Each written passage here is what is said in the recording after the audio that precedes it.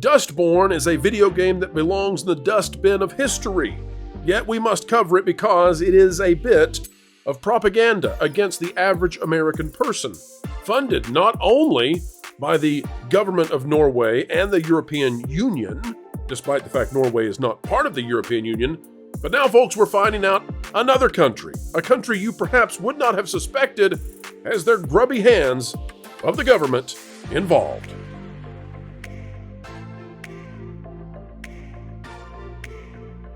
Hello, folks. Welcome back to the place that brings sanity to the people who need it most. And of course, you all out there, you don't need it. You just want us to bring it, and you love to see it as we drag the entertainment industry kicking and screaming back to the mainstream middle, the sensible center, where money is made.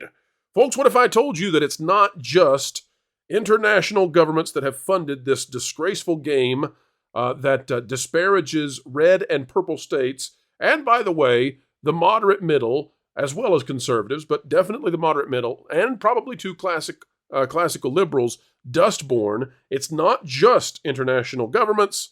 No, according to Grums, who has dug this up, it is the American government as well, funding something to the tune of $250,000, and the title of it is something to behold.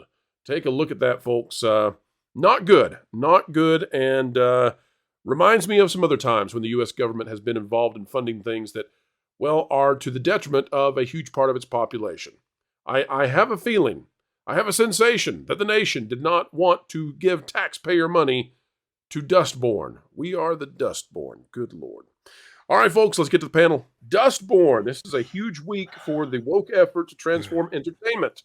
We'll talk about this to more degree, but it's now turning out that Dustborn, this game that truly takes wokeism to the next level, seems to be anti-American propaganda that was funded by the European Union. We'll go through the details right now, and we'll also show you this so that you can understand just how bad this thing is. From Kik Knudson Jr., government-funded woke video game Dustborn is by notorious studio Sweet Baby Inc. Oh, Sweet Baby. And is about as blank and ridiculous as you'd expect from the worst of the current generation. Let's take a look at some of this, folks. Here you're with a black kid, dresses like a writer. Does he know anything? You are racist.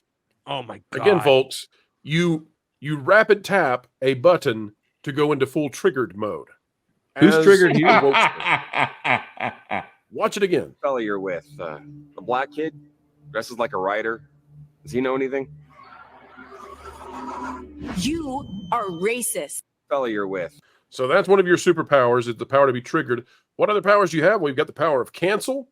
You've got the power of normalize and all kinds of other ridiculous stuff. Take a look at this, though, because our good friend, he's been on the channel before, Mark Kern, the man who made World of Warcraft and a huge part in the success of yesteryear for Blizzard. Grums is out there detailing this in intense resolution. Dustborn used far more government money than has been previously reported. This is why I'm calling this state propaganda out of Europe. The Norwegian Film Institute funded the game for 14 million kroner, or nearly 1.4 million US dollars. This is in addition to the 150,000 euros from the Creative European Union grant program. Dustborn is basically an, you get it, folks, training game. You bash the fash across the divided states of America by using vocal powers to call people racist.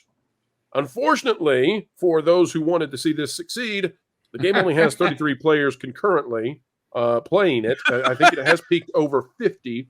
Huge amounts of money spent on this, though, to make this happen with state propaganda. But that's not all, folks. If you've not yet heard the song, we'll play it for you so that you can enjoy just how bad this game is, and so you can see what they want to do if they are unbridled by the constraints of consumers. We're the aliens. We're the refugees. Walking on you. We're right behind you. So this is great replacement theory then? Yes. Out of Europe, funded by the European government, and then marketed to the United States. Where the dust I'll say it's airborne. Well, so many things to say on this. It's absolutely terrible. All right, so how is this being received then by the U.S. media, considering that it is essentially state propaganda against the red and purple state? Well, I would even say the blue states would struggle with this one. Maybe Portland is an exception, although it, of course, is not its own state. It controls a state, but what have you. Matt Gardner over at Forbes is reviewing this. So I want you to see how the American media, how they handle this sort of thing so that you all can understand what it is they want. Remember, we're all in trouble because we canceled the Acolyte, ladies and gentlemen. You did it. I did it. We did it all together. The Acolyte no more. So what is it they want? Okay, what is it they desire? Well, apparently they desire state propaganda out of Europe against the U.S. Dustborn Review, a political adventure rewarding patient, open minds by Matt Gardner. Oh, goody. Let's read this one out of Forbes. Dustborn is among the most unrepentantly liberal and left-leaning games out there, i.e. it is literally state propaganda. If you spent 20 seconds glancing at YouTube comments or social media, you'll probably already know this. Hundreds of people disavowed it without even playing it. Shocker that. Such as 2024, and once again, it's a shame. There's a lot to like in this odd escapade. On a fundamental level, Dustborn has refined and nearly perfected the classic Telltale Games episodic graphic adventure formula, admittedly 10 years after it was at the height of its popularity. However, even if you fall within its clear target audience, Dustborn's jarring start, odd mechanics, and weird characters raise some strong early opinions, and it has a few missteps along the way. On a fundamental level, developer Red Thread Games has created something that's an exercise in patience, not just to get into it, but to enjoy the experience as intended. And by the way, folks, it is not lost upon me that the developer is called Red Thread Games. Red, remember, up until the 80s, was associated with a different kind of political fashion, and then there was a switcheroo in the media in order to make that less apparent. This goes on to basically just apologize and make the flaws of this game okay, because you're finding your voice. Here, I'll read this. It's just too much. Early conversations feel basic at best. Good and bad decision-making is too binary, meaning you're either calm and collected or, however, stick with it. This is Dustborn's slightly heavy-handed tutorial explanation of chat mechanics and your own abilities. You can time your conversations, choose safe answers, or run roughshod over your friends with your angry Vox ability whenever you like. Not that you will, because it'll make you feel awful. And it goes on to talk about how great some of these conversational abilities, like, for example, being triggered by tapping the button over and over. But yeah, this goes on, and it loves state propaganda. State propaganda is genius. Who is the one that's being triggered when you hit the trigger button? Are they allowing themselves to be triggered, or are they trying to trigger the Yes, you're other triggering people? yourself. Being triggered, Jonas, is a good thing in this game. I think it's wonderful that a bunch of red Marxists got together and triggered themselves to produce this, in every sense of the word. By the way, you said American media. It is American media, but it said he's a British writer in his. Yes, operating via the American force. Because they can't make any money in Britain, so they come here.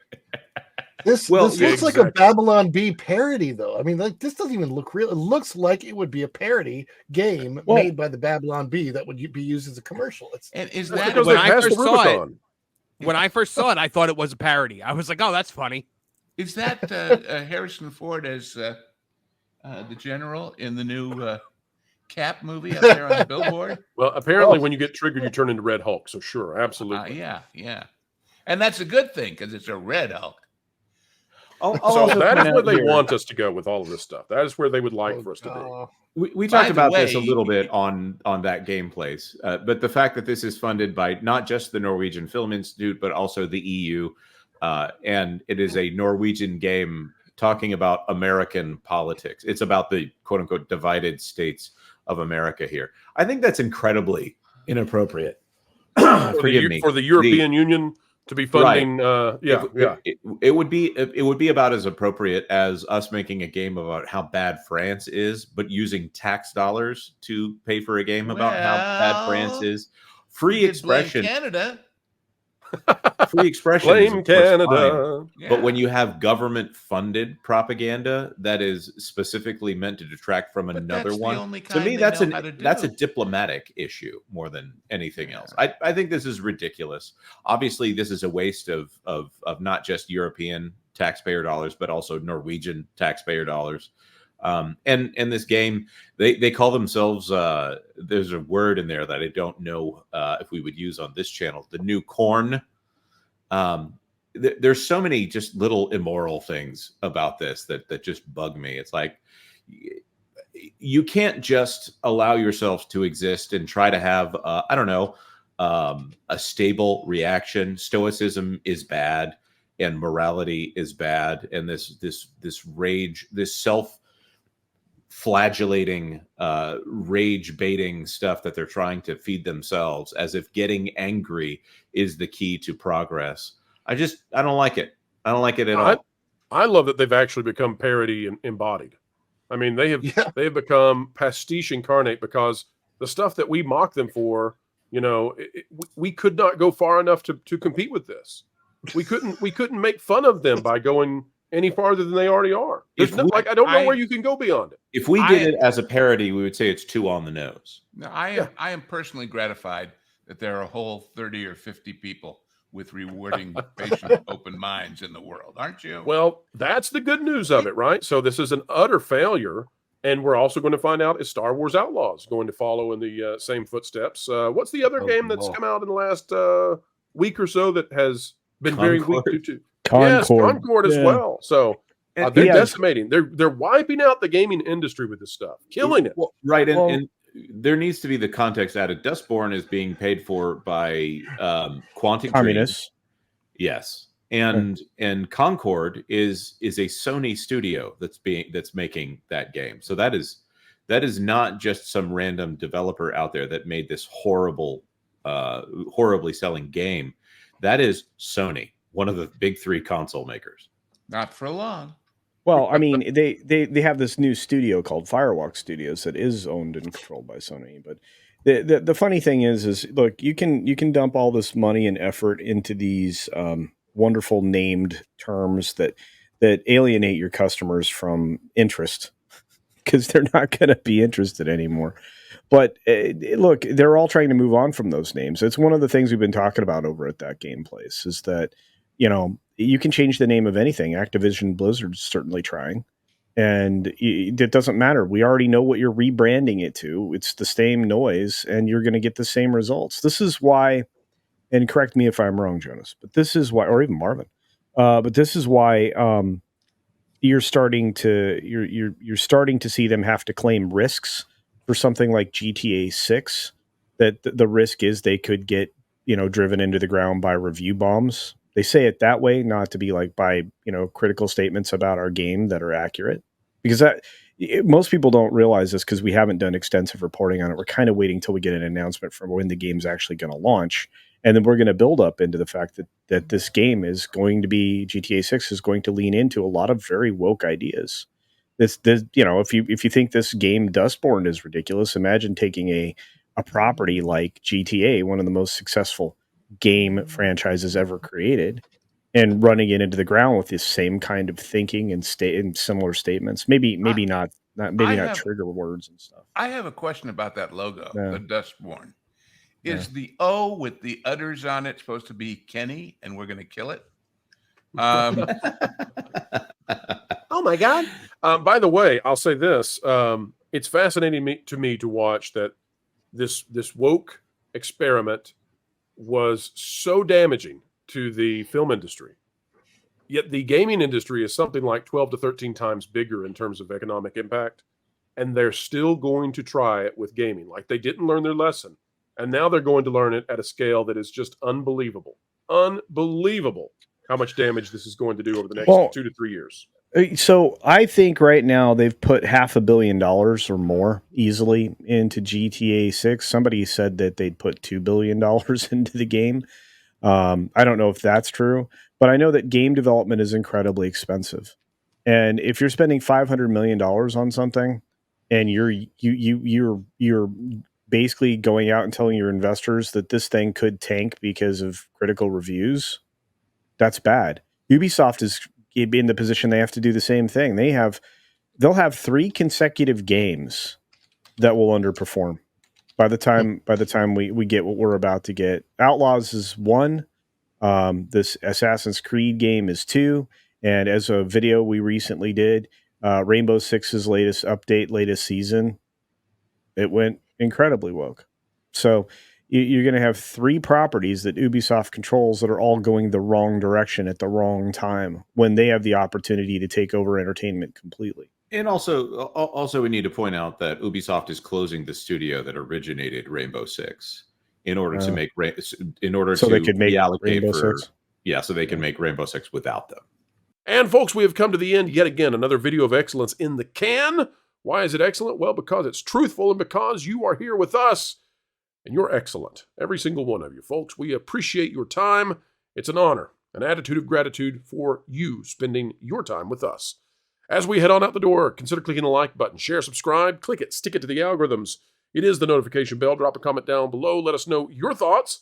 And folks, this is the kind of video that you might just consider sharing out on your favorite social media platforms. Let the normies know the weirdos are at the gates. Good Lord. Folks, until the next time, keep learning, keep growing, and keep having fun.